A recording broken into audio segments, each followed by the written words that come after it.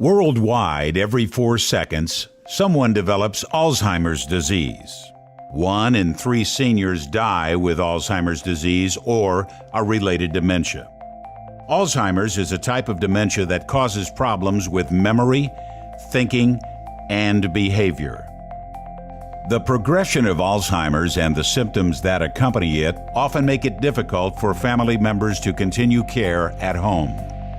There is no cure, but there is hope, and it begins with you. The need for compassionate caregivers that really understand this disease is greater than ever. In this video, you will learn our guiding philosophy, a typical day of a memory care resident, communication techniques, and caregiving techniques to ensure a successful relationship between the caregiver and the resident. Let's start with our guiding philosophy. At Augustus Cottage, we care for our residents by helping them feel right at home, rather than in an institutional setting. Excellent health care is always provided, but quality of life is our primary focus. Stimulating daily activities are offered and encouraged to sustain independence and promote a healthy spirit. We are passionate about providing the best possible care and environment for each resident. We strive for active partnerships with each resident's family, and we encourage families to be involved in the daily life and care at Augustus Cottage. A resident's typical day includes a schedule designed to be familiar and enjoyable. It gives our residents the structure and predictability needed for feelings of security, certainty, and accomplishment. Let's walk through an example of a typical day. Times and groups may vary based on various factors. A typical daily program has 3 portions: best foot forward, programs with purpose, winding down. The first portion of the day between breakfast and lunch is called Best Foot Forward. It consists of half-an-hour blocks of activity that promotes familiarity and confidence. The day begins at breakfast. Following breakfast is an exercise program. Physical activity is critical to maintaining independence and vitality. Following exercise is a social group where residents are able to make connections. Next is daily news and discussion. This activity helps to promote a sense of orientation as well as interaction about familiar topics such as sports, events, and news. Hydration and snack is an opportunity to remind residents to eat and drink. This cueing is important due to the typical loss of sensation in dementia residents. Preparing their own snack during this time is encouraged to promote independence and reminiscing. Small groups. This activity will allow residents to pursue individual interests such as favorite games, brain teasers, and trivia. Next is setting the table. Wiping tables, folding napkins, and placing tablecloths and placemats on the table not only cues the residents that it is time for lunch, but also provides them a sense of purpose and accomplishment. Following Best Foot Forward, the second portion of the day is called Programs with Purpose. The day should continue to be routine and consistent, but may have longer blocks of time to allow for more in-depth activities. Lunch kicks off the second part of the day. Relaxation and sensory group is an opportunity to offer rest, soft music, or aromatherapy.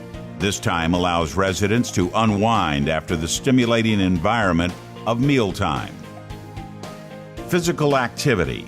Repeating another exercise group in the afternoon again promotes strength and independence, as well as an outlet to reduce restlessness. My life's work and hobbies.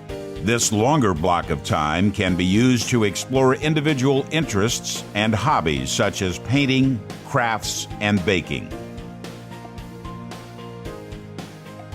Then hydration and snacks are offered.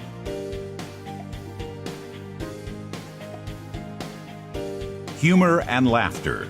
Laughter is the best medicine, and so it's important to incorporate funny jokes and riddles along with trivia and reminiscing.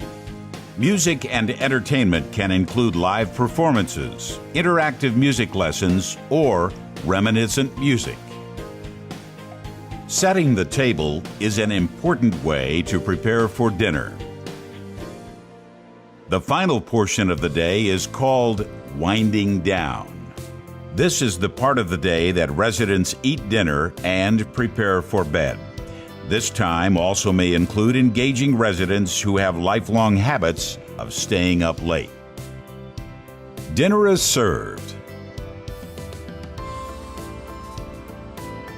Tabletop activities such as games, puzzles, and magazines allow residents to wind down from the events of the day.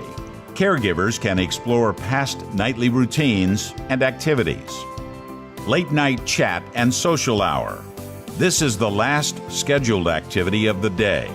These activities include small group discussions, personalized activities of interest, and favorite TV shows or movies.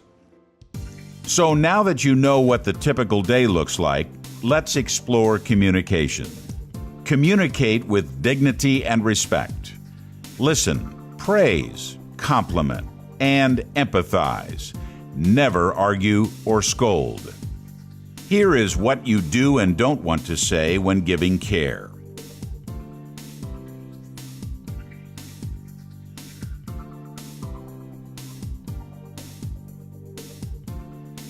Offering choices when asking questions promotes independence and dignity. For example, instead of saying, "Do you want a drink?" try, "Would you like juice or coffee?" Instead of, "What do you want to wear?"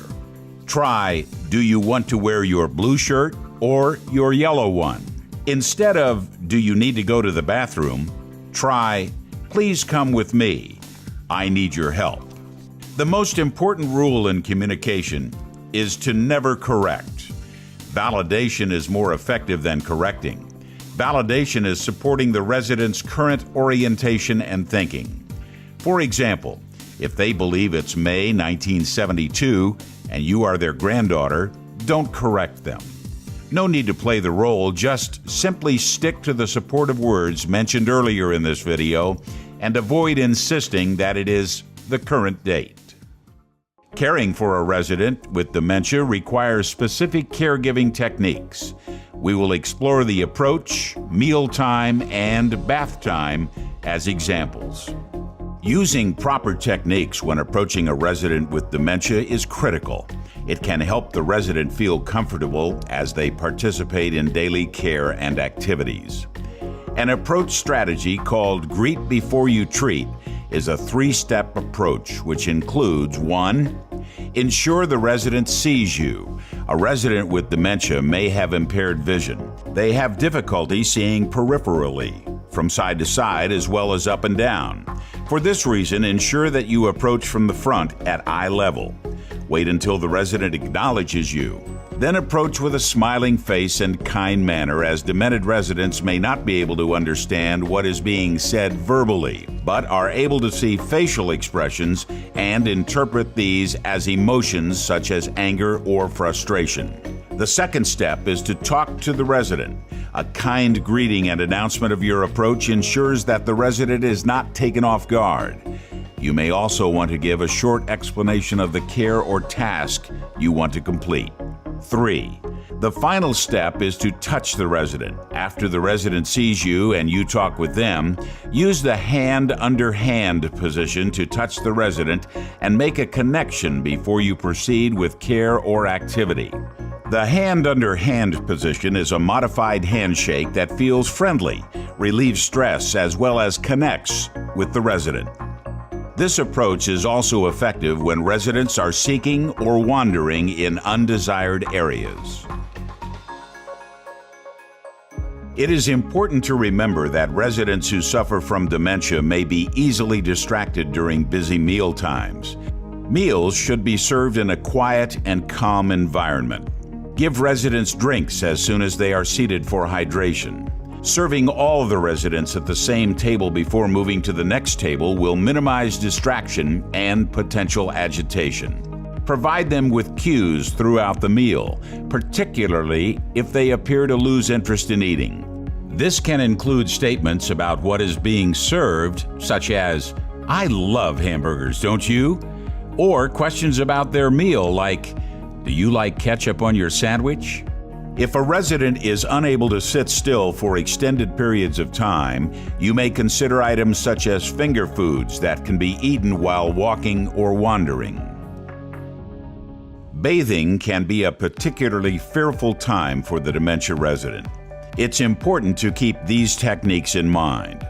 Find out the resident's bathing preferences at home to create a more familiar routine. Bathing should occur at a consistent time with the same staff member. In preparation for the bath, ensure that the caregiver has everything needed for bathing ready.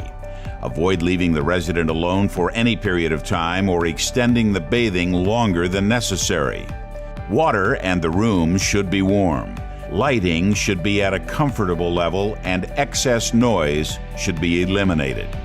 During bathing, the caregiver should take care to keep as much of the resident's body covered as possible for feelings of modesty. The caregiver should also take special care when washing the head and face. Avoid splashing water into residents' face and eyes, which could be distressing and cause a behavioral reaction. Bathing is also a good opportunity to promote independence and allow the residents to bathe as many parts of their body as possible. You may also employ the hand under hand technique and guide the resident's hand to wash parts of the body. This promotes feelings of control and familiarity. It is normal for a resident with dementia to refuse or become agitated during care. In these instances, it is critical to stop the task and reapproach when the resident is calmer.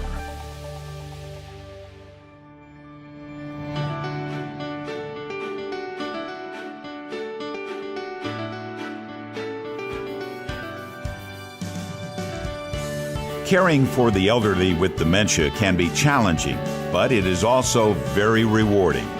It's not just a job, but a calling, a purpose, a way to become fully alive as we each choose to live a life dedicated to serving others.